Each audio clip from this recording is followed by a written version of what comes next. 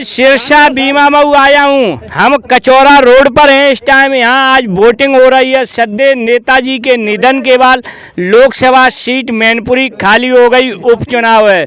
Samajwadi party ने डिंपल यादव को प्रत्याशी बनाया, वहीं बीजेपी ने रघुराज सिंह साक्य पर दाव चलाया। क्या कहते हैं सिरसा गाँव के लोग? बहुत अनुभवी लोग हैं।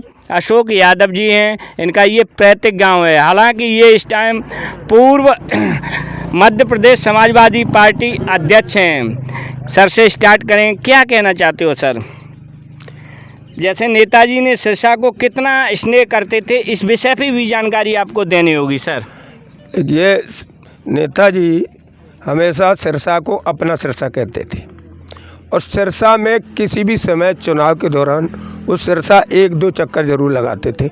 अगर कोई लखनऊ भी जाता था और सिरसा लिख देता था तो वो कहते थे हमारे क्षेत्र का है, हमारा सिरसा। सैफई के बाद अगर कोई नाम आता था उनकी ज़बान पे तो सिरसा का नाम आता था। जैसे कि सर कार्यकर्ताओं में इतना बड़ा उत्साह है। देखिए आपके पीछे साइकिल जो समाजवादी चुनाव निशान है उसे ऊपर हाथ में उठाए हुए हैं, देख सकते हो आप। कैमरा पर्सन आप दिखाइए, ये साइकिल लोगों ने ऊपर हाथ में उठा रखी है। कहीं ना कहीं बहुत ऊंचाई पे जाएगी। क्या कहना चाहते हो सर? इतना देखने को मिला। ये साइकिल तो हमेशा ऊंचाई पे अब जाने का रास्ता बन चुका है।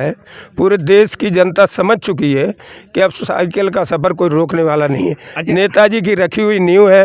नेताजी हमारे गांव के बुजुर्ग जो कुछ लोग चले गए, वो नेताजी को इतना स्नेह करते थे, इतना चाहते थे कि आज भी उनके परिवार में उनके बच्चे, उनके पोते सब जो है इस तरह से जो चाहते हैं कि नेताजी की वही परंपरा हमारे सिरसा की बनी रहे। सर डिंपल यादव जीत की स्थिति में, जैसा कि आप लोग देख रहे हैं समाजवादी को एक तरफा वोट जा रहा, जीतने के बाद आप कैसा, डिंपल के जीतने के बाद कैसा जश्न मनाएगा तुम्हारा सिरसा गांव? इस विषय पर देखिए, माननीय राष्ट्रीय अध्यक्ष जी ने हमसे वायदा किया है कि चुनाव के बाद मैं सिरसा में आऊँगा और उस खुशी में हमारे सिरसा के नए युवा सब तैयारियों में है कि बहुत अच्छा जश्न मनाएंगे और बहुत अच्छी पोजीशन में रहेंगे। बहुत बहुत धन्यवाद। मैं अब प्रधान जी हैं, प्रधान जी से कहूँगा कि आपने 15 साल इस सिरसा मौजा में प्रधानी की है, सिरसा बीमा मऊ में।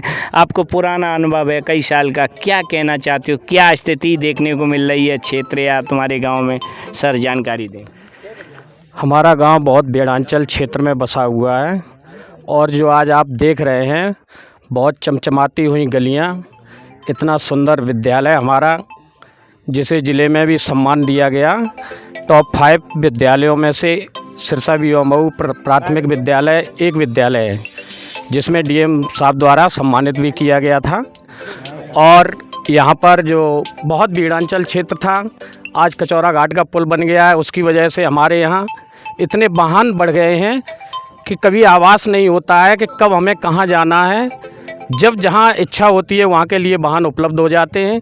जो भी सिरसा बीमा मऊ को दिया गया है, चाहे वो ट्यूबवेल हो, बिजली हो, रोडें हो, स्कूल हो, फीडर हो, बिजली घर हो, ग्राम पंचायत भवन हो, ये मैंने स्वयं अपने कार्यकाल में बनाए हैं। और माननीय शिवपाल सिंह यादव जी का विशेष आशीर्वाद रहा इस गांव पर।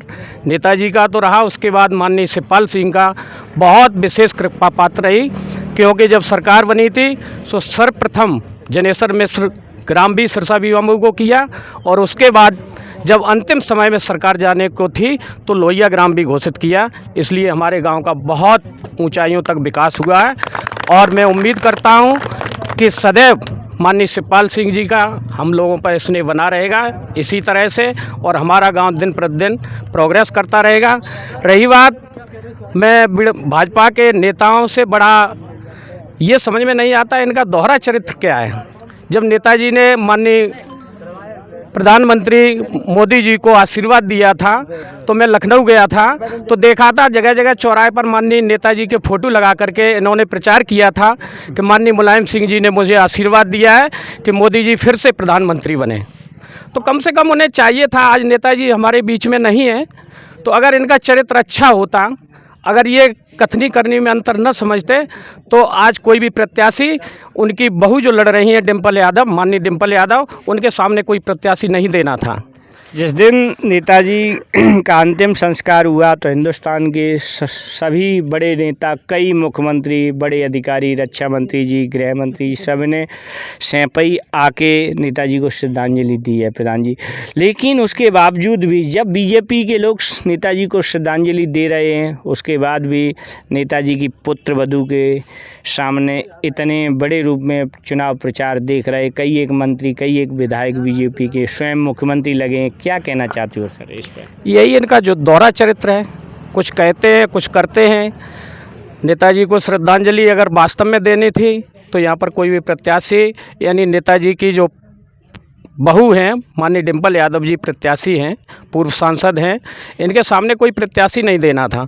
और चूंकि ये चुनाव मात्र 1 वर्ष के लिए है, न इससे सरकार बन रही है, न बिगड़ रही है, न किसी सरकार पर कोई फ़र्क पड़ रहा है, इसलिए इन्हें अगर ये प्रत्याशी न उतारते तो एक बहुत अच्छा संदेश जाता। विधानसभा जसवंत नगर से क्या देखते हो, कितनी जीत होगी?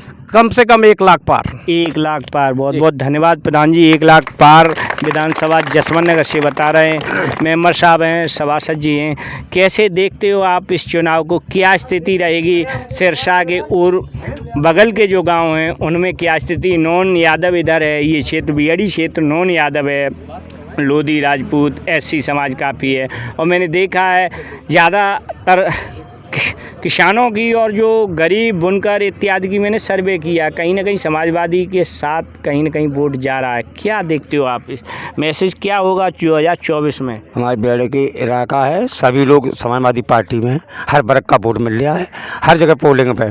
लेकिन सर बीजेपी तो ये कह रही है यादव और मुस्लिम के अलावा कोई अदर कास्ट वोट नहीं दे रही, कैसे देखते हो? नहीं नहीं नहीं, ऐसा कुछ नहीं, मेरे हर वर्ग का वोट मिल रहा है।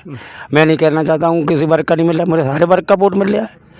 जसोन में पास में है, जसोन भी दे। मैंने स्वतः सर्वे किया है, SC, minority, OBC, high caste, हर बिरादरी वोट कर रही है, लेकिन नेता आरोप लगाते हैं, क्या होगा?